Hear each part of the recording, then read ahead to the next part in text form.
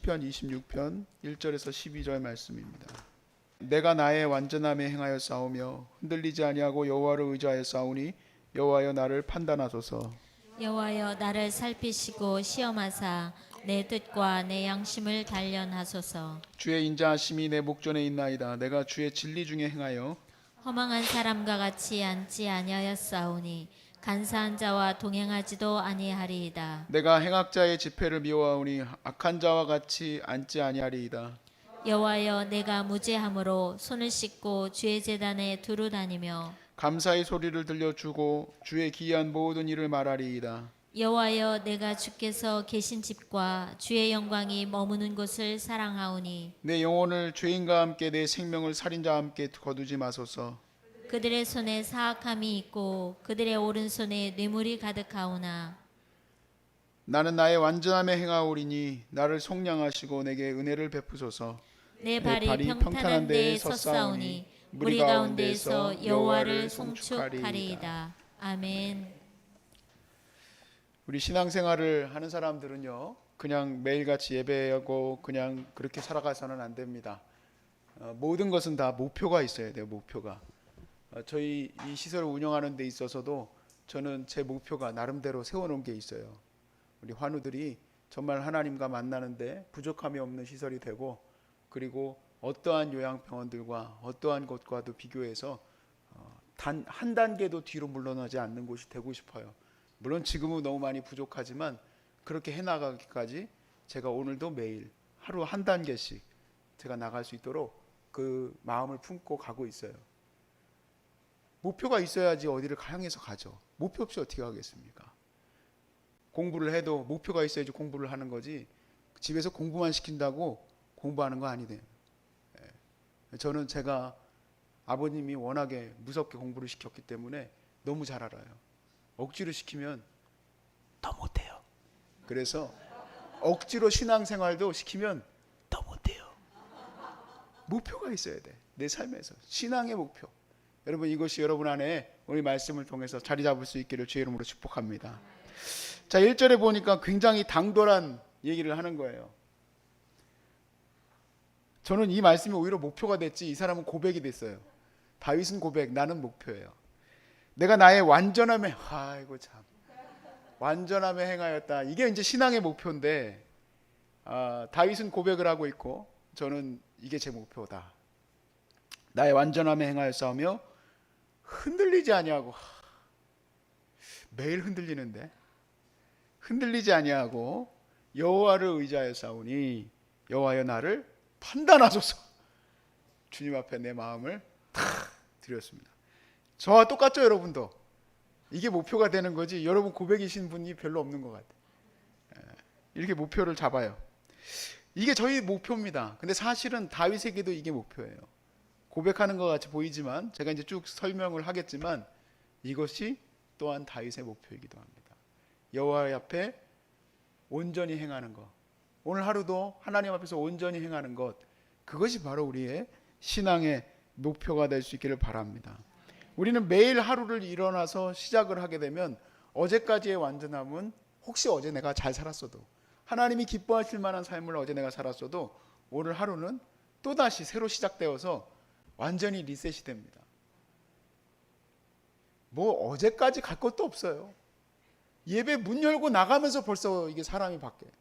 문 열고 나가면서 여기서 막 은혜 받아가지고 주님밖에 없습니다 하고 문 열고 딱 나가는데 전화가 왔어. 남편한테 전화가 왔어.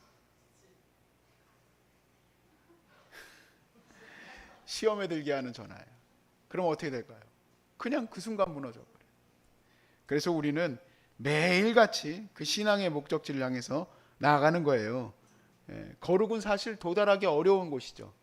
도달할 수 없는 곳인 것으로 또한 바울도 얘기를 해요.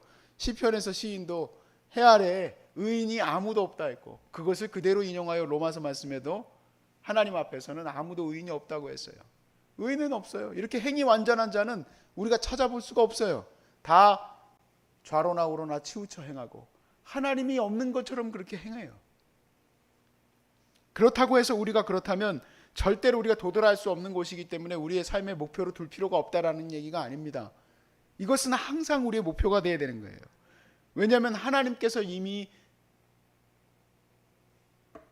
처음 구약에서부터 얘기하셨어요. 나는 거룩하니 내가 거룩하니 너희도 거룩하라 그랬어요. 이거 명령이에요. 내가 거룩하니까 너희도 거룩해야 된다. 그러니까 우리는 거룩해야 돼요. 하나님 앞에 행위 완전해야 돼요.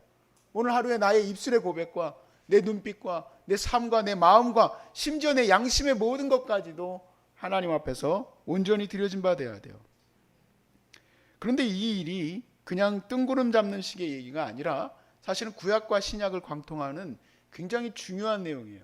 이것은 하나님의 약속이에요. 하나님이 내 백성을 그 양심까지도 깨끗하게 해주시겠다라는 게 하나님의 약속이에요. 하나님이 그렇게 하고 싶다라는 거죠. 26장 2절에서 말씀을 보면 여호와여 나를 살피시고 시험하사 내 뜻과 내 양심을 단련하소서. 내 뜻, 내 심지어 내 마음속에 있는 여러 가지 의도조차도 내 양심조차도 하나님께서 단련하시고 더 확고하고도 확고하게 행동뿐만 아니라 그 중심까지도 단련하게 해달라고 얘기를 했어요.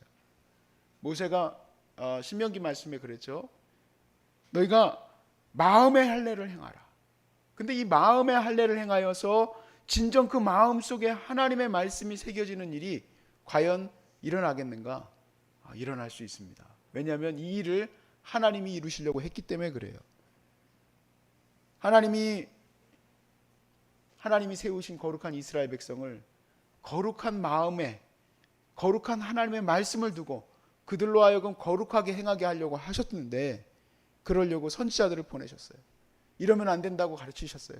마치 다윗도 자기의 양심을 팔고 우리아의 아내 밧세바를 범하였을 때 나단 선지자가 와서 그의 마음에 깨닫게 했을 때 그가 회개하고 하나님 앞에 돌아오게 하는 것처럼 선지자들을 보내서 하나님 앞에 돌아오게 하려고 수없이 보내셨어요. 그런데 어떻게 했느냐? 스데반 집사의 설교에도 나오지만 그들이 때리고 억압하고 핍박하여서 하나님의 말씀을 듣지 않았어요. 그래서 하나님이 누구를 보내십니까? 독생자 예수 그리스도를 그의 백성들에게 보내셨어요. 그런데 그의 말을 듣지 아니하고 오히려 그를 십자가에 못 박아 죽였어요. 그를 십자가에 못 박은 사건이 어떤 일인가? 히브리 기자가 이렇게 얘기해요. 그 예수 그리스도의 보혈이 능히 우리의 양심도 깨끗하게 해주실 것이다. 주님이 달리신 그 십자가, 우리가 누군가가 고생하여서 어떤 좋은 이야기를 했대. 그러면 나중에 그 얘기를 듣고도 감동을 받아서 마음이 변하는 사람이 있는데 하나님의 아들이 와서 십자가에서 못 박혀 죽으셨고 그분이 하나님의 능력으로 살아나셨다라는 메시지를 통해서 우리가 이제 알게 되는 게 내 마음에 있는 이 모든 철창 같은 내 마음의 양심을 하나님께서 깨트리시고 그곳에 하나님의 말씀을 새겨 놓으실 만하다는 얘기예요. 충분히 그러실 수 있다. 충분히. 그래서 우리가 하나님 앞에 행위 완전하여 라는 것이 목표이지만 우리의 고백이 될 수 있기를 바랍니다. 그것이 뜬구름 잡는 식으로 저 위에 있는 것이 아니라 내 삶에서 항상 이루어져야 할 하나님의 명령이고 또 하나님의 꿈이고 또 그렇게 될 줄로 믿으시기를 바랍니다. 그러니까 우리는 이제 겉으로만 신앙인인 척하고 살아가서는 안 돼요. 겉으로만 신앙인인 척하고 살아가서는 안 되고 매일의 삶에서 우리는 하나님의 거룩함을 회복해 나가려고 해야 됩니다. 자, 그러면 이 시인이 말하는 행위 완전한 것은 뭘까요? 하나님을 의지한다. 내가 흔들리지 아니하고 하나님을 의지한다는 것은 뭘까요? 이것은 바로 하나님 말씀이에요. 하나님 말씀이 무엇을 말하는 겁니까? 하나님의 말씀의 궁극적인 목적지는 바로 하나님을 사랑하는 것이고 이웃을 사랑하는 거죠. 복잡하지 않습니다. 다윗이 행위 완전하였다는 것은 600 몇 개가 넘는 그 율법을 어떻게 지켰느냐, 그걸 하나하나 따진다는 얘기가 아니라 그의 마음이 하나님을 온전히 사랑하고 이웃을 사랑하는 것에 그의 마음이 있었다는 얘기죠. 하나님을 흔들리지 아니하고 의지한다는 말하고 사실은 연결되어져 있어요. 왜냐하면 우리가 어제 25편에서 얘기를 했지만 하나님을 의지한다, 하나님께 내 마음을 우러러 바라본다라는 말은 무슨 말인가? 어떻게 내가 보이지 않는 하나님을 의지할까?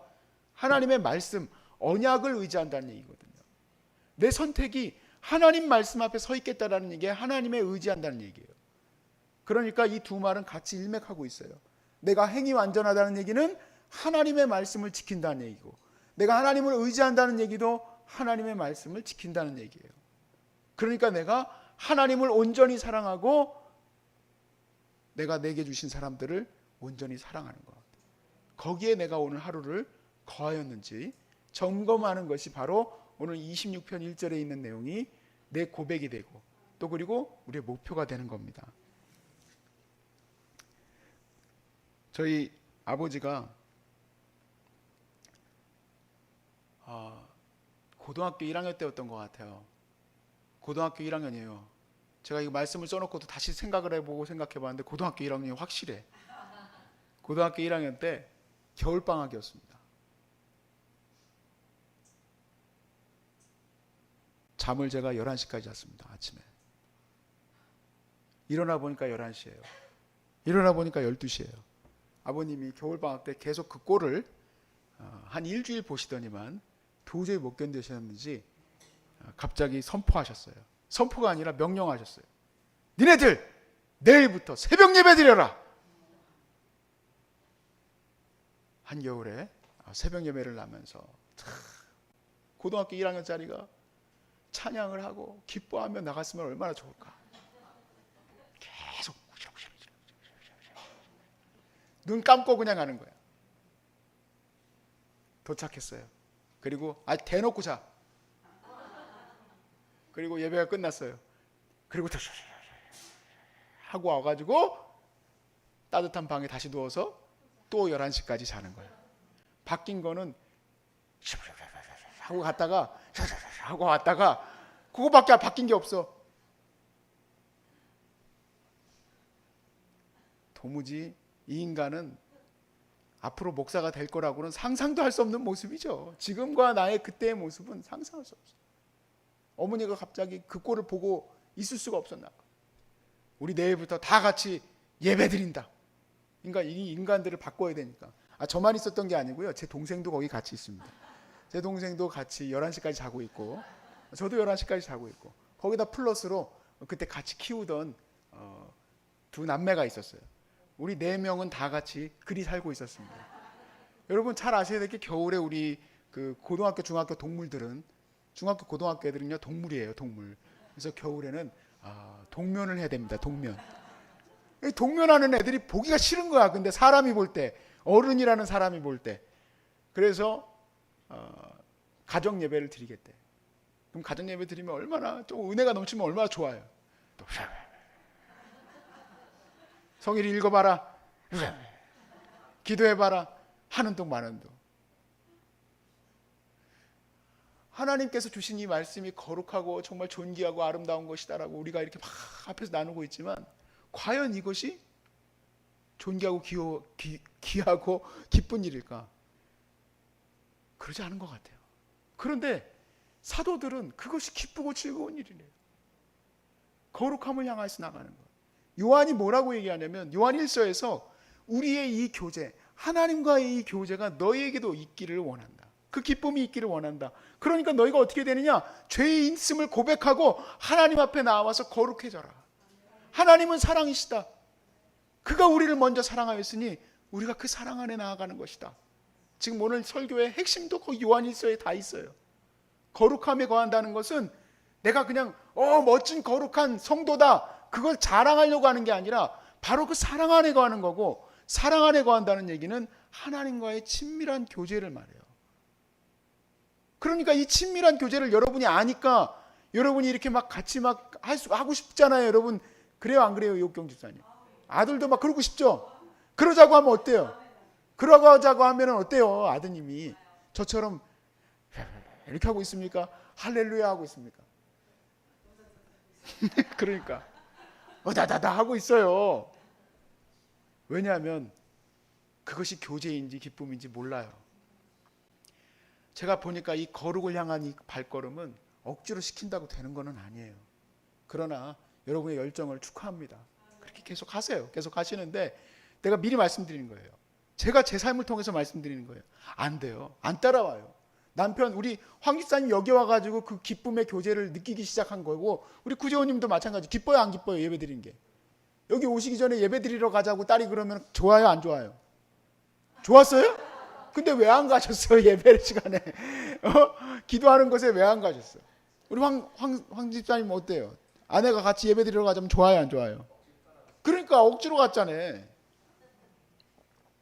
근데 그 곳을 넘어가는 것이 어떻게 된 걸까? 하나님 은혜예요. 이거 넘어오는 거 하나님의 은혜인데 하나님이 살살 끌어오셔. 근데 끌어오는데 이렇게 황시고집, 구시고집 계속 부리고 있으면 세게 땡기셔. 왜냐하면 세상에서의 그 기쁨은 가짜니까. 거기 안에서 내가 망하니까. 그래서 하나님이 우리를 그곳으로 이끌어 오신다 이 얘기예요. 그리고 이 안에서의 교제는 너무너무 행복한 거예요. 내가 뭐 하자고 하나님의 그 은혜를 사랑하고 내가 내 왜 벌어뒀던 돈을 하나님의 거룩한 사역에 쓰고 내가 왜 내 시간을 들여서 봉사하고 헌신하고 살아갑니까? 이유가 뭡니까?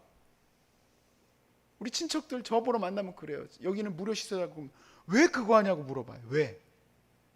그러니까 인생은 돈 버는 거에 목표가 있기 때문에 그래. 그런데 여기에서 사람을 섬기고 사랑하는 것이 얼마나 기쁜지 몰라서 그런 얘기하는 거지. 하나님을 예배하는 게 얼마나 기쁜 일인지 모르고 그러는 거지. 억지로는 안 되지만 하나님은 하세요. 왜냐하면 하나님이 그 피 흘리신 예수 그리스도의 보혈로 우리의 마음을 깨끗하게 또 완전하게 부숴버리세요. 그리고 그곳에 하나님의 약속을 새겨 넣으셔요. 하나님의 약속을 그 고생 가운데에서 하나님의 거룩한 그 말씀을, 내가 너를 사랑한다는 그 말씀을, 글로 쓰여있던 그 말씀을 내 마음에 깊이 십자가로 새기셔야 해요. 여기서 100번 떠들어봐야 소용없어요. 하나님이 어느 날 새기셔야 돼. 성일아, 내가 너를 사랑한다. 수도 없이 들었지. 그런데 어느 날 새벽 기도하는데 내게 하나님께서 직접 내 마음의 양심 속에 그걸 새기시는 거예요. 내 마음에서 피가 철철 흘러요. 내가 너를 사랑한다, 성일아. 그게 새겨지고 나면 그 다음부터는 어떤 일이 있어도요, 최고의 행복이 뭐냐면 하나님을 사랑하는 거예요. 그리고 내가 섬겨나가는 거예요. 그것이 제일 기쁜 일이 돼버릴 수밖에 없어요. 그러나 우리가 완전한 데 거할 수 있을까? 완전한 데는 거하지 못하죠. 3절부터의 말씀에서 마지막 절까지는 다윗이 정말 우리로서는 상상할 수 없던 얘기들을 해요. 한번 보세요. 뭐라고 얘기하시는지. 주의 인자하심이 내 목전에 있나이다. 내가 주의 진리 중에 행하여 허망한 사람같이 앉지 아니하였사오니 간사한 자와 동행하지도 아니하리이다. 내가 행악자의 집회를 미워하오니 악한 자와 같이 앉지 아니하리이다. 여호와여, 내가 무죄함으로 무죄하되 죄가 없어요. 손을 씻고 주의 제단에 두루다니며 감사의 소리를 들려주고 주의 기이한 일을 말하리이다. 자, 여러분, 이 말을 여러분 오해하지 마셔야 될 게, 시인이 100% 그럼 당신은 정말 100% 완전한 대행해서 이런 말 합니까? 100% 정말 당신은 죄를 짓지 않았습니까? 이런 식으로 물어보는 게 아니에요. 다윗이 이렇게 고백하고 있는 것은 하나님 아버지께 고백하는 건데, 제가 이 말씀까지 써놓고 잠시 묵상하고 다시 쓸 수 있게 됐던 얘기가 있어요. 우리 황희 때문에 그 아이디어가 떠올랐는데, 우리 황희가 숫자를 아직도 완벽하게 쓰지를 못해요. 제가 숫자 때문에 아주 고생이 많아. 저는 학교 다닐 때도 수학을 그렇게 싫어했는데 지금도 계속 숫자 봐야 돼. 우리 아들 때문에 계속 숫자 봐야 돼. 숫자. 근데 이 아들이 숫자를 썼는데 엉망진창이에요. 그런데 저한테 뭐라고 할까요? 아빠 이거 보세요. 자랑을 해요. 왜냐하면 내가 숫자를 쓰는 거를 기뻐하는 걸 알기 때문에. 물론 거기엔 더 깊은 의미가 있겠지. 왜 그까짓 거 숫자 쓰게 하겠어요? 왜 그런 것들을 알게 하고 싶어 하겠어요? 그 아이가 뭘 알겠습니까? 근데 그거 하나는 알아. 아빠가 요거 쓰고 나면 엄청 좋아하겠지? 그래 아주 막 자랑을 해. 이거 보세요. 이게 뭐냐? 그런 적 한 번도 없어요. 기가, 너 천재다, 천재. 어떻게 4를 썼니?